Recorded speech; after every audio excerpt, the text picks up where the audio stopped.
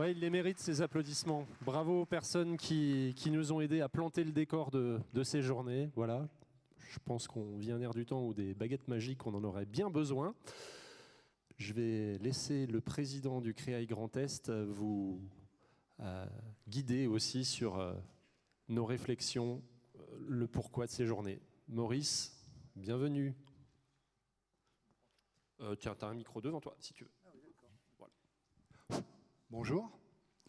Quelle belle assemblée. Vous êtes les bienvenus aux Journées nationales du CREAI Grand Est et de l'Association nationale des CREAI. Mesdames, Messieurs, chers invités, je suis honoré de vous accueillir aujourd'hui pour ce colloque consacré à l'accès aux droits et à la participation sociale des personnes en situation de handicap.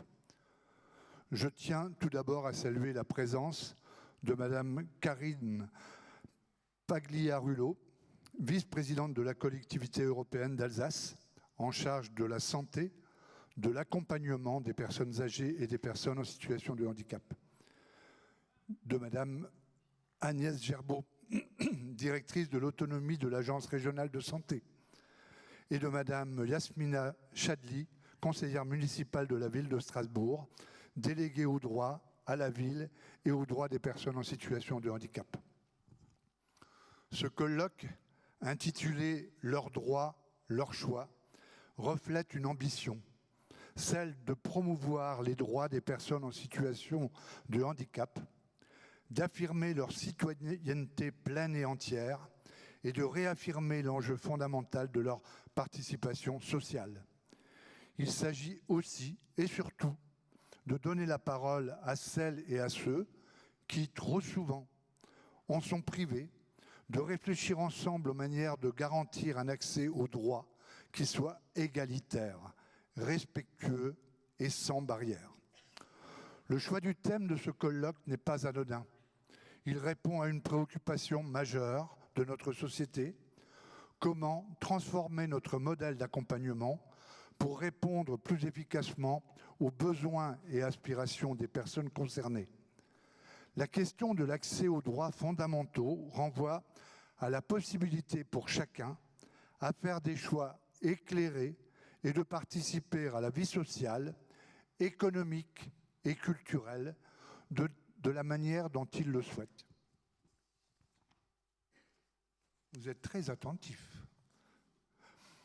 Promouvoir la citoyenneté des personnes en situation de handicap signifie reconnaître et respecter leur capacité à prendre part aux décisions qui les concernent, qu'il s'agisse de l'éducation, de l'emploi, de la santé ou encore de leur vie quotidienne. Cette citoyenneté s'incarne dans le droit de choisir où et comment se loger, se former, travailler, se divertir, aimer, se soigner. Bref, vivre en société en réalisant ses projets et en sachant pouvoir compter sur l'aide de son environnement si besoin. Les politiques publiques indiquent aujourd'hui que garantir ce droit et cette participation sociale nécessite une transformation de l'offre médico-sociale. Cette évolution est souvent perçue à tort comme un risque de disparition des établissements. Pour le réseau des CREAI et d'autres, il ne s'agit pas de fermer les structures, mais bien de diversifier l'offre de services pour répondre à la diversité des attentes et mieux s'articuler avec les acteurs du milieu dit ordinaire. L'objectif est en effet de favoriser des parcours de vie qui ne soient plus contraints par l'offre disponible, mais qui s'adaptent aux aspirations et pas seulement aux besoins des personnes en situation de handicap. Cette diversification de l'offre peut se traduire par des évolutions institutionnelles. Elle nécessite également une évolution des postures et des méthodes d'accompagnement professionnel. L'enjeu est connu: permettre une réelle inclusion dans la société grâce à un accompagnement de qualité, basé sur une exigence d'ouverture et de personnalisation des parcours de vie. C'est donc une évolution des mentalités que nous devons encourager. Et ce colloque a pour ambition de contribuer à ce changement de regard. Il s'agit d'interroger les organisations dans lesquels la sécurité et le fonctionnement normal peuvent limiter le pouvoir d'agir des personnes pour adapter une approche centrée sur l'autodétermination et le respect des choix individuels. Aujourd'hui, nous sommes réunis non seulement pour réfléchir, mais aussi pour agir. Les personnes en situation de handicap représentent 1 personne sur 15 en France, selon les données de la CNSA, la Caisse nationale de solidarité pour l'autonomie, et 1 personne sur 4 dans nos journées. Je suis heureux de souligner que cet événement, tout a été mis en œuvre pour favoriser la participation des personnes directement concernées par le sujet. Nous avons voulu faire de notre colloque un moment où la parole de chacun soit entendue, respectée et valorisée. C'est d'ailleurs en ce sens que nous avons souhaité diffuser la vidéo avant les discours d'ouverture. Les personnes en situation de handicap ne sont pas seulement des bénéficiaires des politiques publiques, elles en sont les acteurs, les experts de leur propre vie.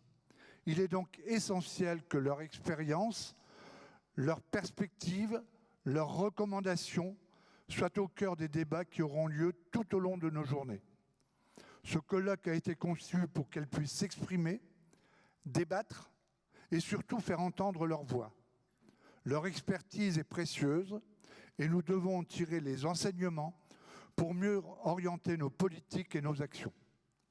En conclusion, je souhaite à chacun de nous des journées riches en échanges et en réflexion, que les discussions qui s'ouvrent aujourd'hui nous permettent de poser des jalons concrets pour un avenir plus juste et plus inclusif.